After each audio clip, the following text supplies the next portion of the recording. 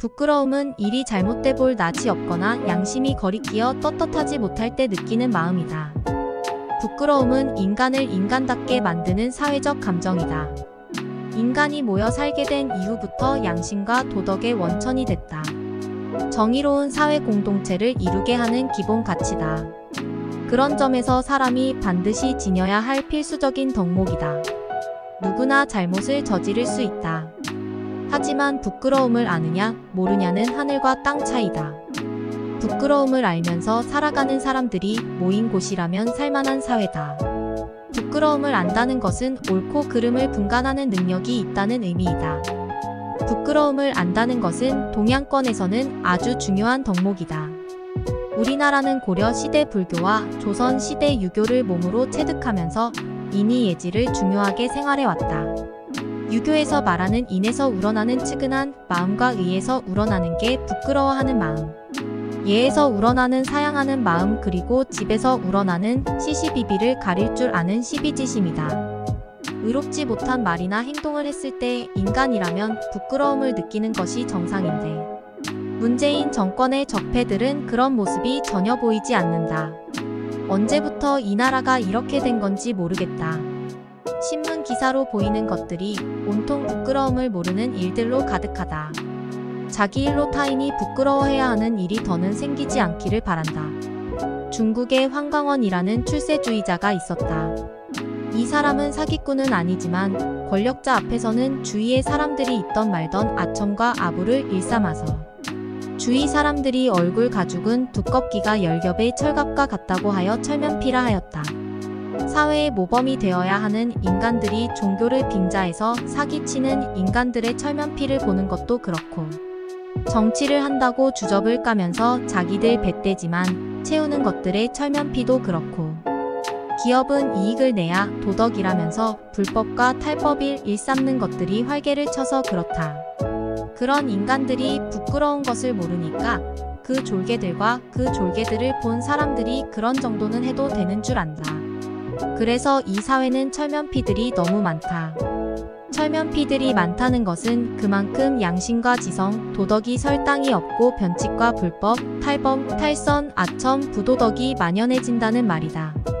어느 시대나 그런 것들은 존재하지만 문재인 정권의 적폐들은 그 정도가 수십 배 더 심하다.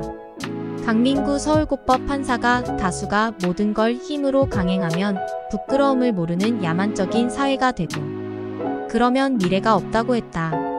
현직 판사가 지금 문재인 정권을 보고 개탄하는 말이다. 저들이 야당일 때 그렇게 저들의 주둥이로 씹어 대던 상대보다 더 심하게 미친 지랄을 하면서도 부끄러운 것을 모른다. 공권력을 행사할 때 법에서 위임받아서 하더라도 법 위에 있는 도덕에 저촉되지 않게 해야 정당성을 가진다. 공권력이 도덕성을 잃으면 아무리 합법적이라 하더라도 폭력 집단에 불과하다. 문재인 정권 적폐들은 자신만이 정의의 화신이고 타인에 대해서는 엄청난 칼날을 들이대던 자들인데, 정권을 잡았다고 부끄러운 줄 모르고 날뛰다가 정권이 바뀌면 그 적폐들이 청소를 당하는 거다.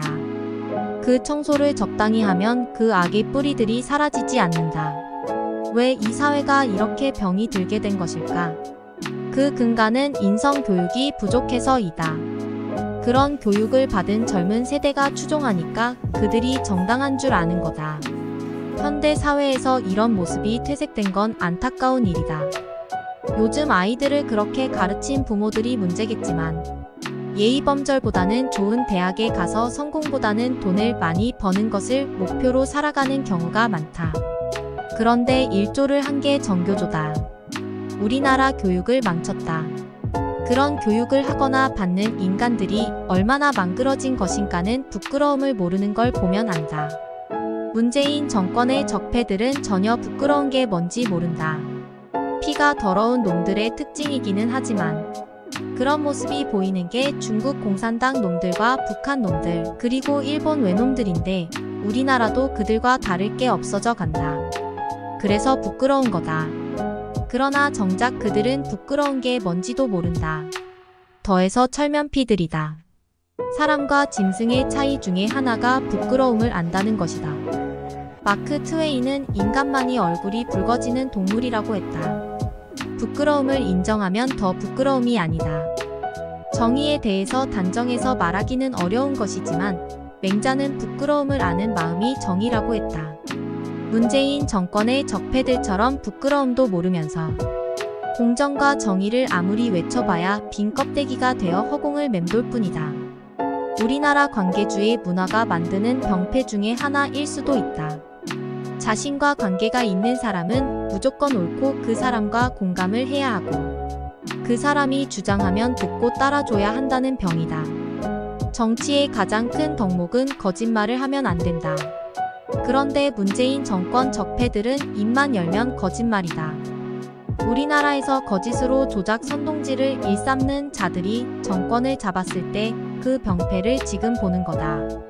유시민이라는 새끼가 주둥이 까는 말이 우매한 민중은 진실이나 사실을 원하지도 않고 또한 보더라도 믿지 않으며 그들이 원하는 말은 사실이 아니고 거짓말이라고 하더라도 믿는다고. 그래서 그런 우매한 민중들을 선동질해서 정권을 잡으니까 이런 병폐가 생기는 거다.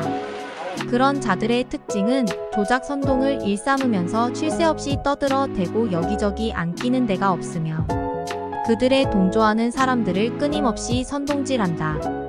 문제는 그런 자들을 추종자들이 영웅시하고 지식인으로 대하는 경우이다. 공산 정권에서 부역하는 놈들일 뿐이다. 우리 사회가 정상적으로 돌아가려면 상식이 통하는 사회가 되어야 하고 그런 상식을 가진 사람들이 많아져야 국민의 생활이 편해진다. 그런 상식이 없다면 불통의 시대가 되고 그게 바로 독재 정권이다. 기본적 상식은 그들을 추종하는 인간들 말고 일반적인 국민이 공감해야 한다. 나라가 있어야 국민이 있고 그런 나라라야 다른 나라에서도 대접을 받으며 기업이 잘 돼야 회사원들이 급여를 받고 그 돈으로 먹고 싶은 것, 사고 싶은 것, 입고 싶은 것을 사야 사회가 돌아간다. 열심히 공부해서 대학에 가고 싶으면 그렇게 하고 자신이 꿈을 꾸는 것이 있다면 그 꿈을 쫓아가는 것이 바람직하다. 그러나 그렇게 한다고 노력을 하더라도 모두가 다 같은 결과를 얻는 것이 아니다.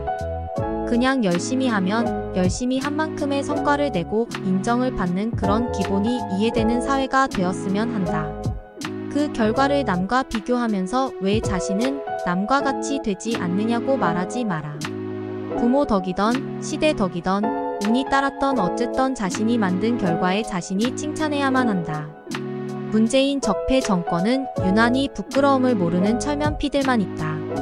중국 짱깨 놈들을 보면서 왜 우리나라 사람들이 무시하고 욕하는지 중국 짱깨 놈들이 모르듯이 전현놈들도 그런 것이다. 김명수라는 놈은 퇴임을 했으면 변호사나 해 처먹을 것이지. 편의점에서 알바한답시고 쇼를 하면서 문재인이가 대법원장에 발탁을 했다는 쇼를 한 게 어제 같은데 좌편향 사고가 어디 가는 것 아니고 그 졸개들인 우리법연구회라는 사조직이 사법부를 장악하고 헌법재판소까지 장악하고 나라의 사법을 망쳤다. 전 정권의 적폐를 판단할 자격도 없는 쓰레기들이 적폐라는 단어를 붙이고 인민재판의 도구로 사법부를 사용하니 나라 꼴이 이 모양이다. 저런 새끼가 어찌 대법원장을 하는지 이해가 안 간다.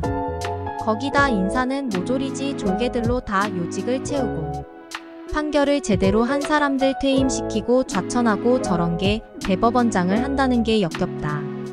조국 떨거지들 재판에 영향 주려고 판결한 재판부 다 좌천시키고 지 똘마니로 그 재판 맡게 하고 그래서 문재인이가 대법원장 시켜줬으니까 그 은혜를 갚느라 문재인이 미치나 닦는 개쓰레기 새끼.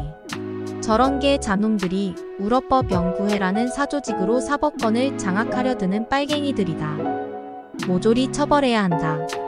그리고 자신이 한 거짓말을 감추고 또 거짓말을 하면서도 부끄러운 줄 모른다. 깨만도 못한 새끼가 걔보다 나은 짓거리를 할 리가 없다. 왜냐? 빨갱이 하수인들은 다 그렇기 때문에. 부끄러운 게 뭔지나 알아야 부끄럽지. 모조리 쳐 죽여야 할 개쓰레기들일 뿐이다. 저것들이 미친 지랄을 계속하는 게 자식 새끼한테 물려줄 것 때문이라면 정권이 바뀌어서 저것들 다 뒤지기 전에 법정에 세워서 재판을 받게 하던지 저것들 방법대로 인민재판을 해서 구족을 참수해서 본을 보이던지 나라가 바로 서는 길을 찾아야 할 것 같다. 정권이 바뀌어서 저런 적폐들을 모조리 청산하고 통일된 대한민국이 먼 미래를 바로 나가는 것을 보지는 못하고 죽을 것 같지만 그래도 그런 날이 올 것을 믿으며 이 글들을 남긴다.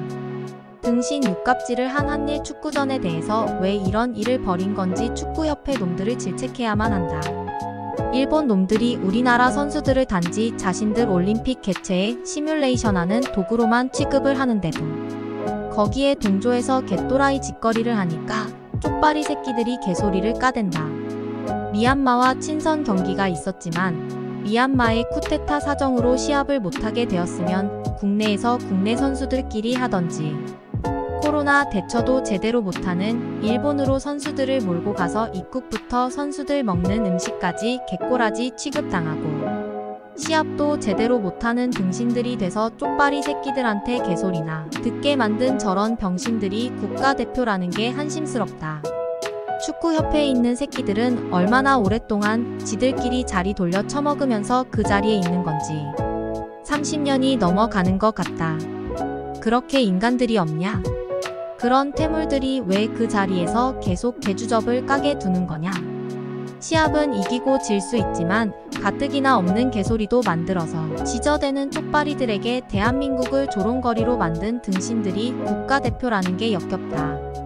쪽발이 놈들은 우리나라 태극기를 달지도 않는데 친선 경기에서는 통상 상대국의 국기를 단다는 저런 개새끼들 때문에 우리 유니폼에 일장기까지 달고 나가서 쪽발이들에게 개쪽을 당하냐. 일본 팀은 강제 규정이 아니기 때문에 부착 안 했다고 하는데 저 새끼들은 쪽발이들에게 아부 떠느라 미친 짓거리 한 거냐. 그래서 쪽발이 놈들이 강제 규정도 아닌데 한국팀은 가슴에 일장기 달고 나왔다고 비아냥거리게 만들고 한국이 자진해서 해놓고 이제 와서 비난하고 있다며 경기에 패배하니까 시비 건다는 소리를 듣게 만든 새끼들이 축구협회 임원이라는 개새끼들이다. 이동준이라는 새끼는 아무 상관도 없는 선수를 왜 때려서 미친 놈 꼬라지 보인 건지 이해도 안 가고 그래서 쪽발이 새끼들에게 한국인이 폭력적이라고 말할 빌미를 준 저런 새끼가 국가대표를 한다는 게 부끄러운 줄 알면 퇴출시켜라. 어떤 새끼가 쪽발이들에게 돈 받아 처먹고 이런 미친 지랄을 한 건지 찾아내서 퇴출시켜라. 그런 놈들 개작태가 문재인 정권에서 일어났다는 게 더 역겹다. 문재인 정권 새끼들이 작당질한 거라면 모조리 잘라버려야 한다. 쪽발이 놈들이 우리나라를 식민지로 지배하면서 우리의 온돌 문화를 비하하며 한국인들은 따뜻한 온돌에 등을 붙이고 일어날 생각을 하지 않는다며 온돌 때문에 게으르다는 소문을 내었다. 기후의 특성을 이해하지 못하고 건축기술이 부족한 쪽발이 놈들은 돈이 많은 놈들이 아니라면 코타츠라는 난방기구 하나에 의존해서 우리보다 덜 추운데 살면서도 겨울이면 동사하는 사람들이 속출한다. TV에서 건축가랍시고 얼굴을 자주 비치던 놈이 온돌 때문에 조선이 망했다는 망발을 내뱉었다.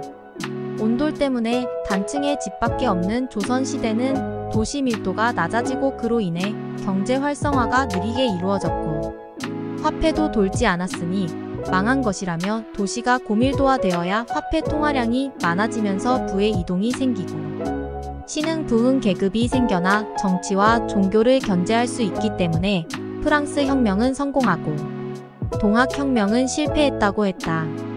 집 짓는 기술을 가졌다고 경제와 사회를 전문가처럼 포장하면서 내세우는 건 우리나라 사람들의 특징인지도 모르겠다. 어떤 분야를 잘 안다면 그 분야나 아는 것이지. 지가 무슨 다른 전문 분야도 전공 분야를 아는 만큼 안다고 설레발 까는 구역질 나는 일들이 주변에 자주 생긴다. 그놈 논리대로라면 온돌이 없고 밀도가 높은 도시를 가진 나라들은 전부 선진국이 되어야 했다. 왜 지가 아는 조그만 지식으로 전체를 다 아는 양 포장해서 조작 선동질하고 역사를 왜곡하는지 궁금하다. 프랑스 혁명에 대해서 알고 동학혁명에 대해서 알고나 주접을 떠는지 궁금하다. 간단한 예로 보면 프랑스 혁명은 돈을 가진 자본가들에 의해 선동된 노동자들의 희생으로 이루어진 것이고 동학혁명은 조선의 지주나 부호인 자본가들이 농민들이 주동이 된 동학혁명을 지원하지 않고 막아서서 결과가 다르게 나온 것일 뿐이다. 한옥이 현대 생활에는 불편한 점이 있다고도 하지만 그것은 서구 문명을 기준으로 말하는 것이고 경제적 여유가 없어서 할 수 없는 것이지 편한 것으로 따진다면 우리나라 주거 환경으로는 한옥이 더 친환경적이다.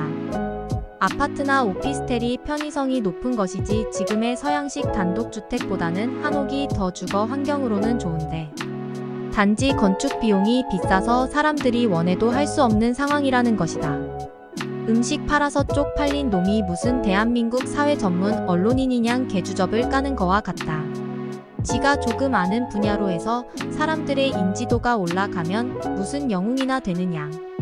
온갖 주접을 떨면서 개주접을 다 깐다. 내가 전공하는 분야가 아니라면 나보다 전공자들의 말을 들을 줄 알아야 하는 것을 망각한 등신들이다. 문재인 정권 놈들처럼 무식한 놈들이 열심히 한다고 하는 것은 망하는 지름길이다. 자금 저런 등신들이 활개를 치니 이 나라 꼴이 이 모양이다.